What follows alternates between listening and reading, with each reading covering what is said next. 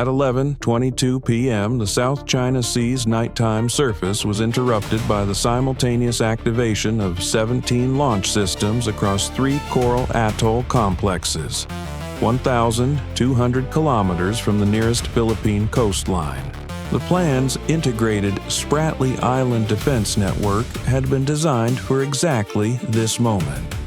Fiery Cross Reef, Mischief Reef, and Subi Reef, the 3 primary artificial island installations at the center of China's A2/AD architecture, had each been developed over 8 years into what the plan designated as unsinkable carrier platforms. Artificial land structures hosting runways, SAM batteries, radar arrays, and anti-ship missile installations on coral atolls dredged from the seabed and reinforced with concrete at a total construction investment of approximately $2.9 billion. The YJ-62 anti-ship cruise missile batteries on Fiery Cross and Subi Reef came online first. Their launch vehicles receiving targeting data from the OTH radar network the plan had been developing since 2014. 24 YJ-62s launched in a coordinated sequence within a 90-second window, each carrying a 300-kilogram semi-armor piercing payload and a terminal seeker calibrated against the radar cross-sections of the Carrier Strike Group surface combatants operating 680 kilometers to the northeast. Simultaneously, 4 H-6J maritime bombers, airborne from Lingshui Air Base on Hainan since 10:47 p.m., released their YJ-12 hypersonic anti-ship missiles from 400 kilometers standoff distance outside the carrier group's air defense radius.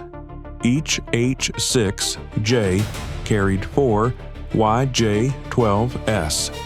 16 additional inbound systems entered the engagement picture in a 6-second release window. From Plan, Type 05, 2D destroyers operating 300 kilometers south of the carrier group, 12 YJ-18 anti-ship cruise missiles launched in 2 salvos. These were the fastest elements of the composite. The YJ-18's supersonic terminal sprint phase meant arrival at the carrier group's position within approximately 14 minutes of launch. From hardened TEL complexes in Fujian Province, 6 DF-21D anti-ship ballistic missiles climbed to apogee on trajectories aimed at the carrier group's last reported position. The DF-21D, 1,500-kilometer range, Mach 10 terminal velocity, active radar terminal seeker. The system, Chinese defense media had labeled the carrier denial system for 15 years. By 11:22 p.m., 58 systems were inbound. The plan had committed its full South China Sea offensive architecture to a single engagement. The plan's operational plan rested on a layered strategic hypothesis that had been refined over 4 years of wargaming. The surface argument was straightforward. The South China Sea's geography was a domain that China had been systematically militarizing for a decade, and the artificial islands represented the physical instantiation of a contested sovereignty claim backed by 400 kilometers of integrated A2/AD coverage. Any U.S. carrier group operating within that radius was inside the network, not outside it. The deeper argument was about architecture. The plan's targeting analysts had modeled the carrier group's defensive capacity against a composite salvo, islands plus H-6J plus surface group, and calculated that the simultaneous multi-vector approach would saturate the SM-6 inventory of any single carrier group before terminal defense layers could absorb the remainder. Their models were grounded in real specifications. The Arleigh Burke class carries 96 VLS cells. The Ticonderoga class 122. Against 58 inbound systems arriving from 3 different vectors with varying speeds and profiles, The plan calculated that the defensive network would face a bandwidth problem. Their estimate was that 12 to 18 systems would penetrate to terminal range. What their models did not incorporate was the precision of the pre-assigned engagement geometry that the CEC network had computed before the first SM-6 left its cell. The plan's targeting analysts had modeled the carrier group as defending reactively. Radar acquisition, solution computation, launch. The reality was that the CEC had pre-solved every engagement corridor based on continuous sensor tracking. The SM-6 launches were not reactive responses. They were pre-solved solutions being delivered. The reaction time gap that the plan's saturation architecture was designed to exploit did not exist. SBIRs registered the first launches at 11:22 p.m. The carrier group's E-2D Advanced Hawkeye, operating in its patrol orbit 400 kilometers ahead of the formation, simultaneously detected the H-6J release and YJ-18 launches on its own sensors and transmitted composite track data to the entire group's CEC network within 8 seconds. The CAOC received a full threat picture at 11:22 p.m. 58 inbound tracks, 6 DF-21D on high-altitude ballistic trajectories requiring SM-3 engagement, 52 anti-ship cruise missiles on sea-skimming approach from 3 separate vectors. The officer at the Tactical Intelligence Workstation who assembled the composite picture was a lieutenant commander with 11 years in Fleet Air Defense. She had spent 3 of them building threat models for exactly this salvo. Islands plus H-6J plus Plan Surface, the integrated package that Plan Doctrine had published as its primary carrier denial concept since 2016.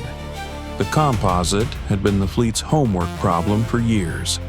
Now, it was on her screen at 11:22 p.m. She marked the tracks confirmed and forwarded to engagement control. Notation in the track record: composite. All elements active. CEC engaged.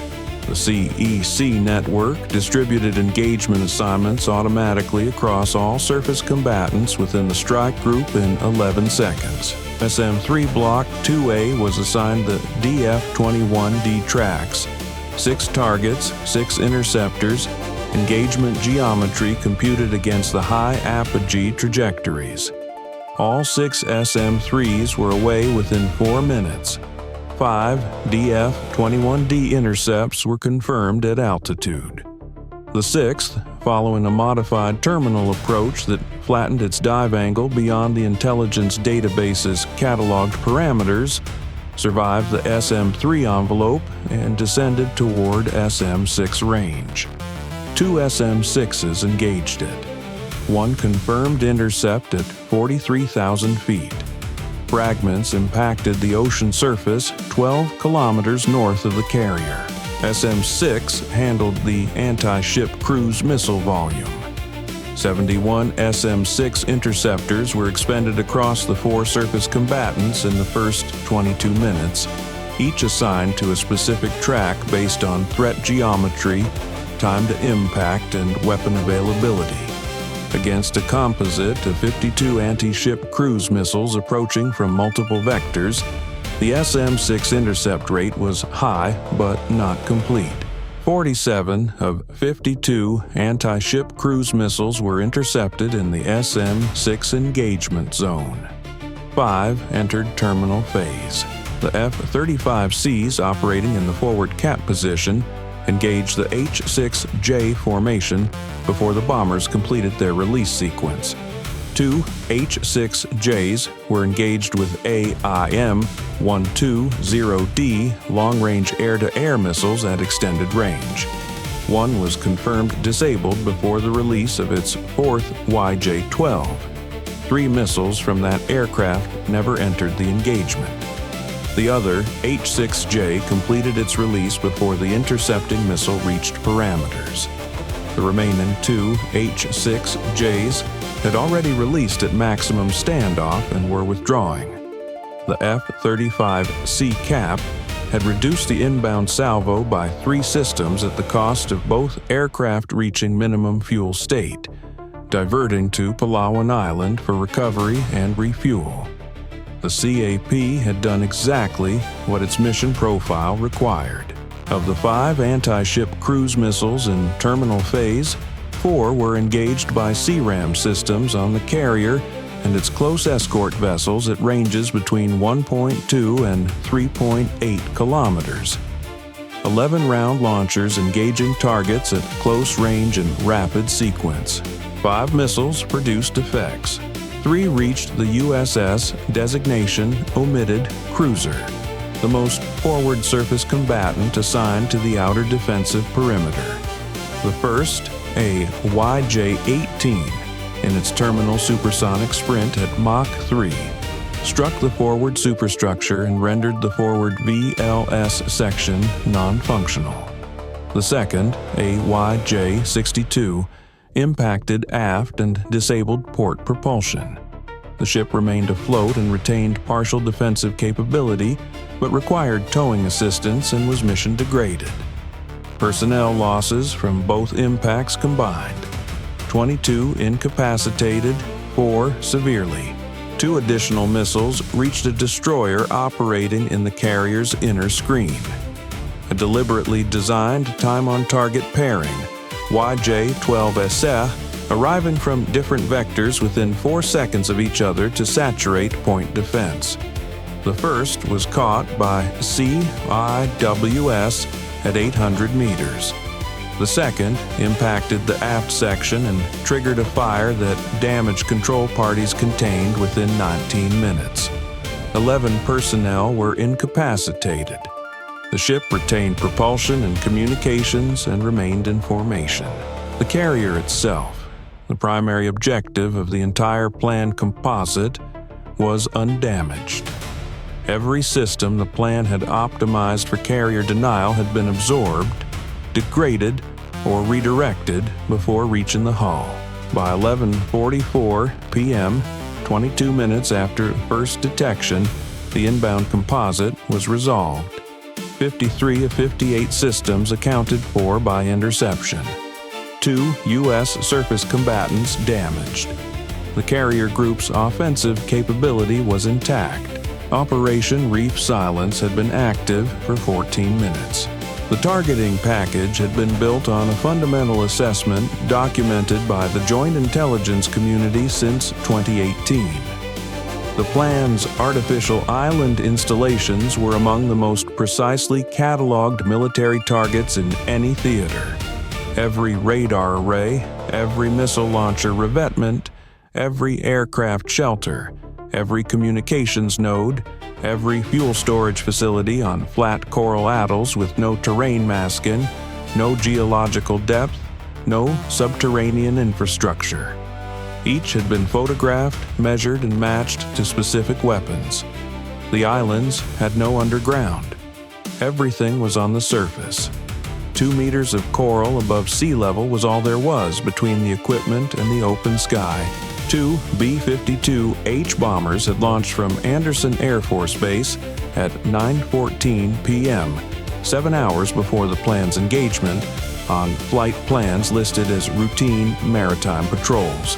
Each carried 20 JASSM-ER standoff munitions. They had been scheduled to reach their current orbit position, 900 kilometers east of the Spratly Islands, by 11:45 p.m. They arrived at 11:41 p.m. The targeting packages had been uploaded during transit. The B-52HS were in position before the plan launched. They had been waiting. Their presence in that orbit was not coincidental. Indopacom had pre-positioned both aircraft based on the intelligence assessment that had flagged the 653rd Brigade's logistics patterns 48 hours earlier. The patrol flight plan was a cover. The orbit position was a firing solution. The first JASSM-ER left its pylon at 11:43 p.m. 39 more followed over the next 6 minutes. 40 munitions, 40 individually programmed flight profiles, 40 separate aim points across the military infrastructure of 3 artificial islands, each carrying a 450-kilogram penetrating payload designed for hardened surface structures. Surface ship Tomahawks followed. 22 Tomahawks were away by 11:47 p.m., assigned to secondary aim points across the island's communications and support infrastructure. The JASSM-ER's terrain-following capability is engineered for mountainous terrain. Coral atolls 2 meters above sea level present no terrain-following challenge. The munitions arrived exactly where their guidance systems had been programmed to take them.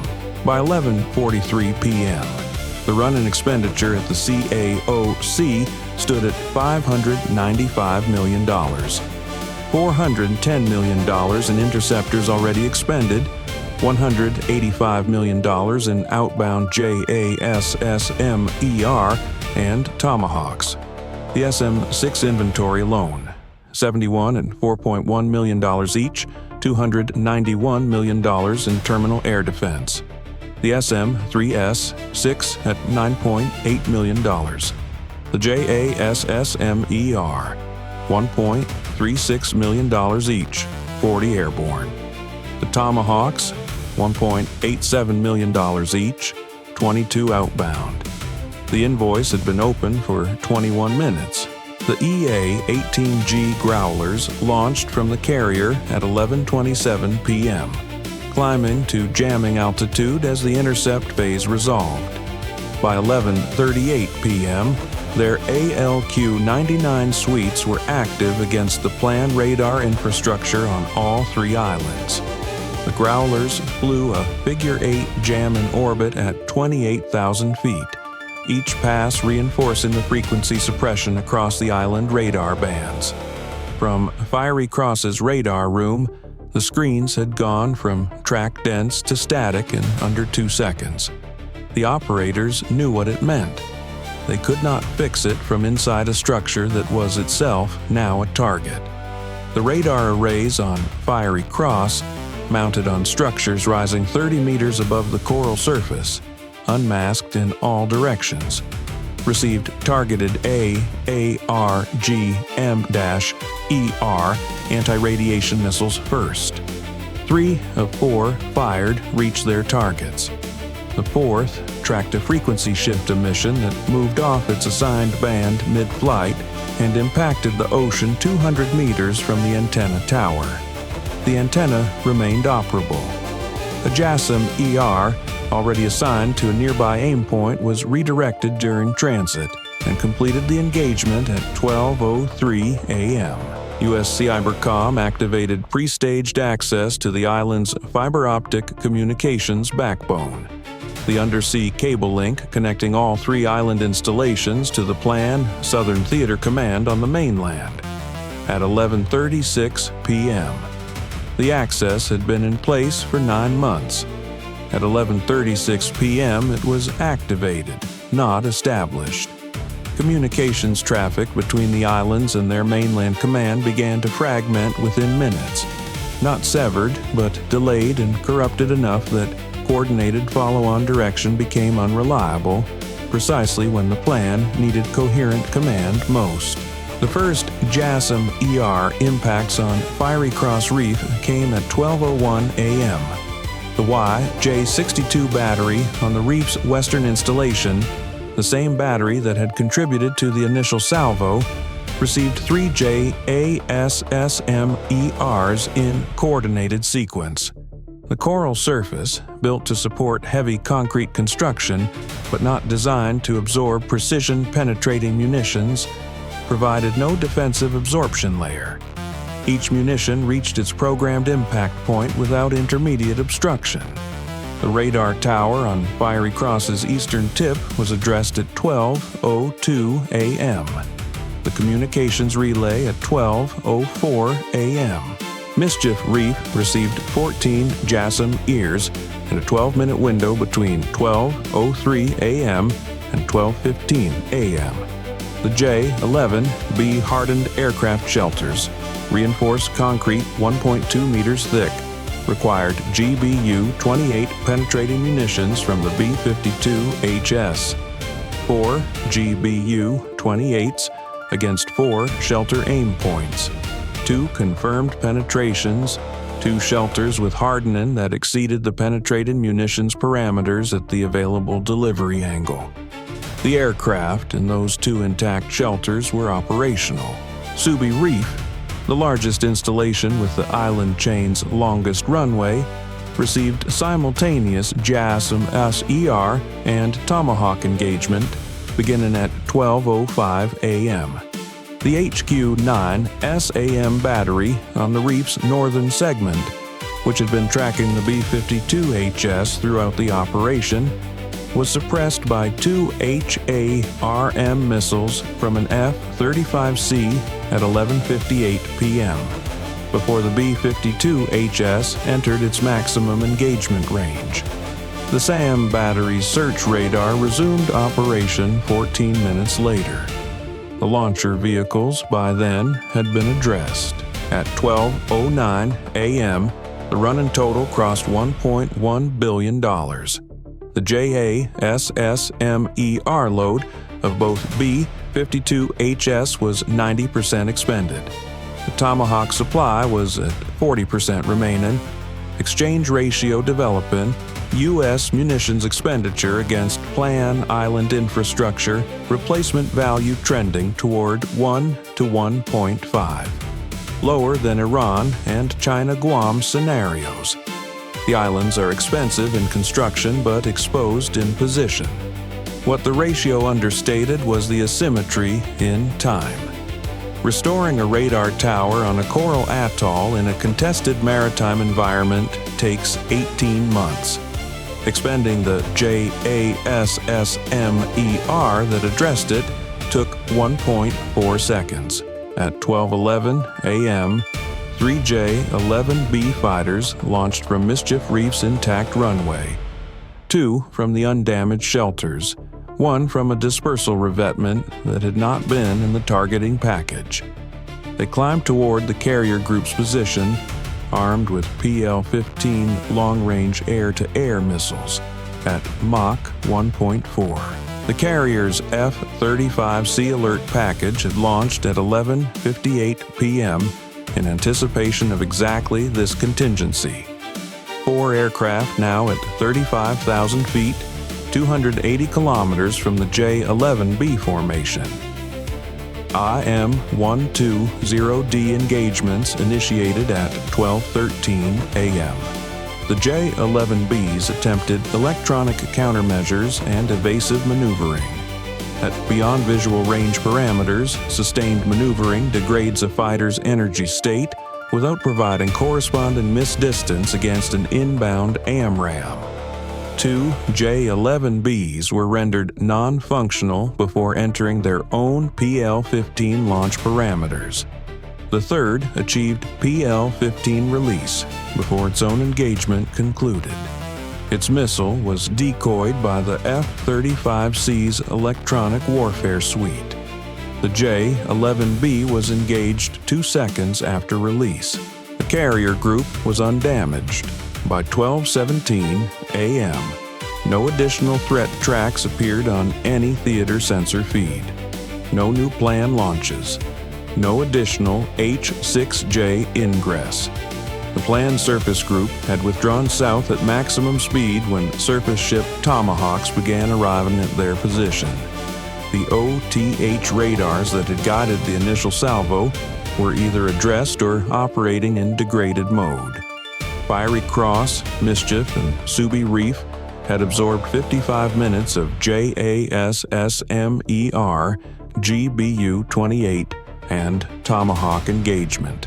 In the carrier group's intelligence center, the lieutenant commander who had assembled the composite picture at 11:22 p.m.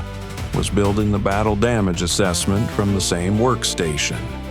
The aim point confirmations populated methodically. Fiery Cross radar, confirmed. Fiery Cross YJ-62 battery, confirmed. Mischief communications relay, confirmed. She had spent 3 years building the threat models for those installations. The confirmations populated faster than the threats had arrived. Time from first launch detection to cessation of active operations, 55 minutes. Adversary systems launched. 24 YJ-62, 16 YJ-12, 12 YJ-18 anti-ship cruise, 6 DF-21D ballistic. Total 58 systems. Intercepts confirmed 53 of 58. H-6J bombers engaged. 2 of 6 rendered non-functional before weapon release. 3 missiles never entered the engagement. J-11B fighters engaged. All 3 rendered non-functional during the desperation response phase. 5 anti-ship cruise missiles produced effects on U.S. surface combatants. USS designation omitted cruiser. 2 impacts, forward VLS non-functional, port propulsion disabled, mission degraded. USS designation omitted destroyer. 1 impact aft, fire suppressed in 19 minutes, operationally effective throughout. Personnel losses, 33 incapacitated, 4 severely. No fatalities confirmed in initial assessment. Counter-operation munitions expended, 40 JASSM-ER, 22 Tomahawk TLAM, 4 GBU, 28, 12 GBU, 31 JDAM, 6 AARGMER, 6 AIM, 120 DAMR AAM, 8 SM 3 Block 2A, 71 SM 6, 14 SeaRAM interceptors. Adversary military installations addressed. Fiery Cross Reef, primary offensive infrastructure and sensor network assessed as non-functional. Mischief Reef, primary facilities addressed. 2 aircraft shelters intact, runway intact. Subi Reef, SAM battery addressed, communications addressed, runway intact. Plan, Southern Theater Command coordination capability assessed as significantly degraded. Total U.S. munitions expenditure, estimated $1.3 billion. Plan, artificial island military infrastructure replacement value in addressed installations, estimated $1.9 billion. Exchange ratio, 1 to 1.5 in U.S. favor. 3 artificial island runways remain intact. Plan can reconstitute aircraft operations at all 3 sites within days under current damage assessment. The military infrastructure addressed would require 12 to 18 months to restore under ideal conditions. Under sustained operational pressure, restoration timeline extends indefinitely. The plan had invested 8 years and $2.9 billion constructing what their doctrine called unsinkable carriers. The assessment after 55 minutes was more specific. The islands were not sinkable. They were also not defensible against sustained precision munitions engagement. The coral surface that made them unsinkable also made them indefensible. There was nowhere on 2 meters of coral to put anything underground. Operation Reef Silence was complete. 2 U.S. surface combatants required repair. 1 mission degraded, 1 operationally effective. The carrier group remained fully operational.